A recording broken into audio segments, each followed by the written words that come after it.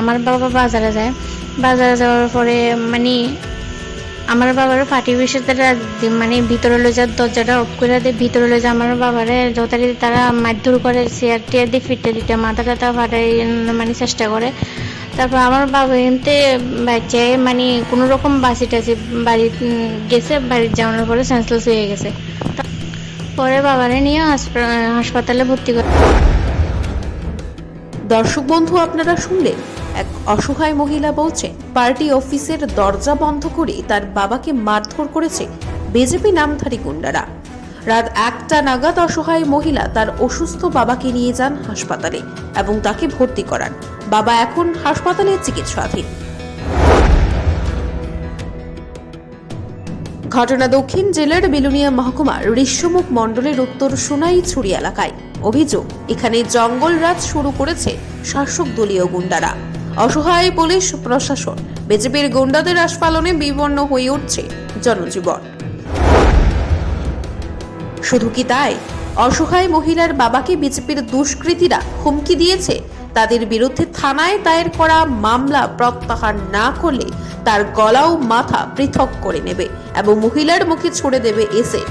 শুনুন দর্শক বন্ধু, আপনারা কি বলছেন অসহায় মহিলা। মানে আমি যদি কেস না উঠাই মানে আমার বাবারে মানে শরীরতে মাথা আলাদা করে লাগবে আর আমার মুখে অ্যাসিড মেরা দিব। এখন বর্তমানে আমি বাড়িতে, আমার পরিবার, আমি অসুরক্ষিত অবস্থায় বাড়িতে পড়ে রয়েছি। কোথায় যেন দক্ষিণ জেলায় ফিকি হয়ে গেল দেশের প্রধানমন্ত্রী নরেন্দ্র মোদীর বেটি বাঁচাও বেটি পড়াও স্লোগান। হায় রে, বিজেপির গুন্ডারাজের কাছে পরাস্ত হয়ে গেল বিশ্বের শক্তিশালী রাষ্ট্রনেতা নরেন্দ্র মোদীর স্লোগান। এরাই বাস্তব অর্থে বিজেপির নেতা কর্মী সমর্থক নাকি অন্য কোনো রাজনৈতিক দলের এজেন্ট হয়ে কাজ এরা?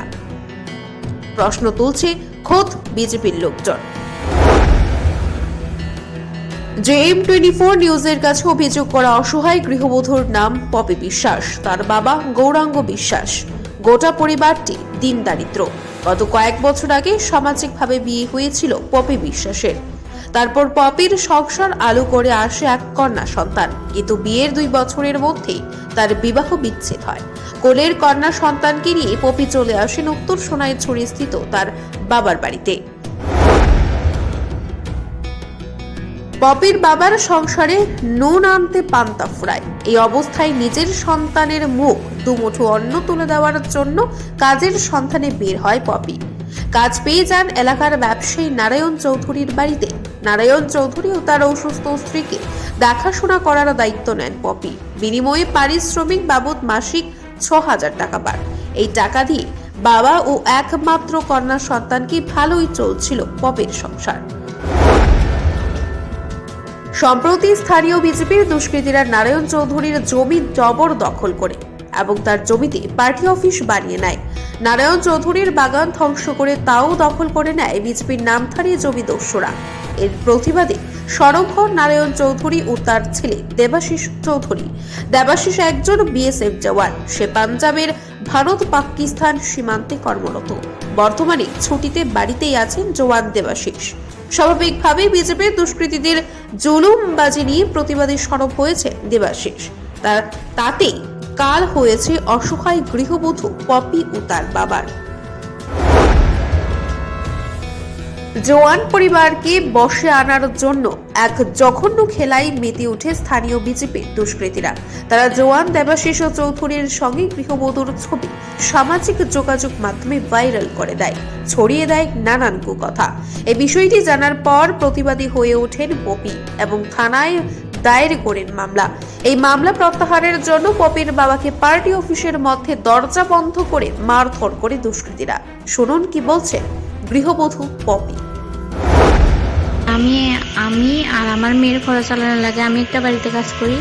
ওই বাড়ির মালিকের সঙ্গে আমাদের সোনাইছড়ি এলাকার কিছু দুষ্ট প্রকৃতির লোকের সঙ্গে জমি নিয়ে একটা বিবাদ হয়। তারা মানে ওই মালিকের সঙ্গে না পারি ওই মালিকের পোলার সঙ্গে আমার কতটি ছবি মানে ফেসবুকে ভাইরাল করে দেয়।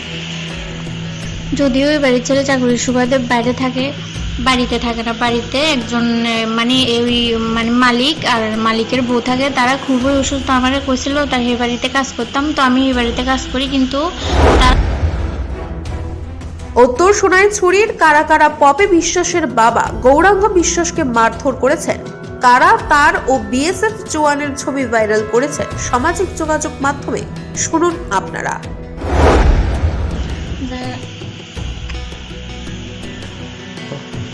যারা আমার বাবারে ফাটিয়ে বেশি নিয়ে মারধর করে, তার নাম হয়েছে প্রদীপ বৈদ্য। প্রথম বাবারে ডাকিনে, তারপরে ফাটি বেশি দরজা অফ করে ওইখানে উপস্থিত ছিল প্রদীপ বৈদ্য, সারদা চৌধুরী, দীপঙ্কর মজুমদার, জয়ন্ত মজুমদার, কল্যাণ দে।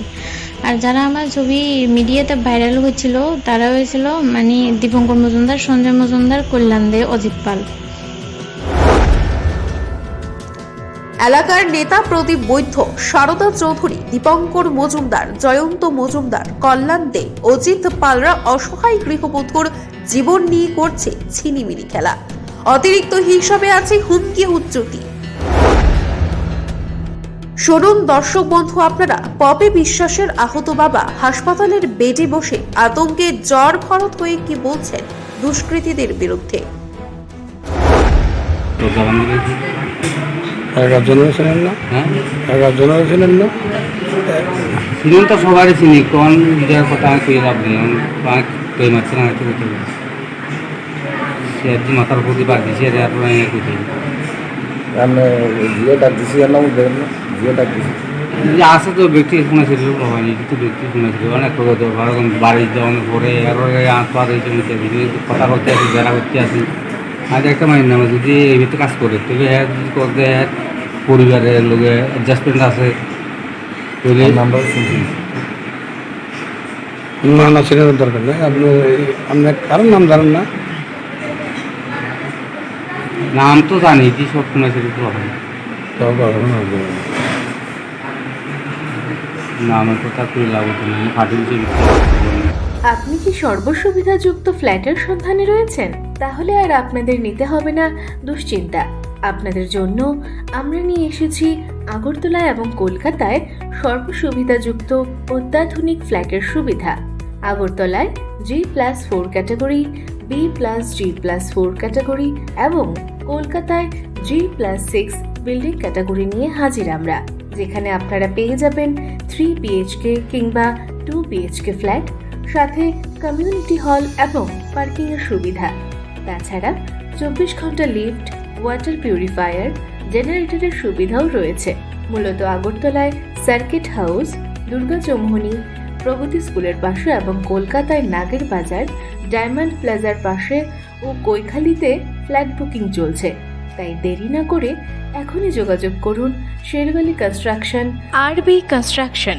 ঠিকানা সার্কিট হাউস, পুরাতন রাজভবনের পূর্ব দিকে, আগরতলা, পশ্চিম ত্রিপুরা। ফোন নাম্বার 8787495180 এবং 9436123139 এই নম্বরে। এই ঘটনা থেকে পরিষ্কার গোটা বিলোনিয়া মহকুমাতে চলছে গুন্ডারাজ, অসহায় পুলিশ প্রশাসন। কেননা পপি বিশ্বাস থানায় মামলা করার পরও বিজেপির হোমরা চোমরা নেতাদের কেন গ্রেফতার করতে পারেনি পুলিশ? যেখানে মহিলার জীবন নিয়ে ছেলে খেলা করছে দস্যুরা। কোথায় মুখ্যমন্ত্রীর জিরো টলারেন্স নীতি? পুলিশ কেন হাতে চুরি পড়ে আছে? তার উত্তর কি দিতে পারবেন দক্ষিণ জেলার পুলিশ সুপার? প্রশ্ন তুলছে আমজনতা।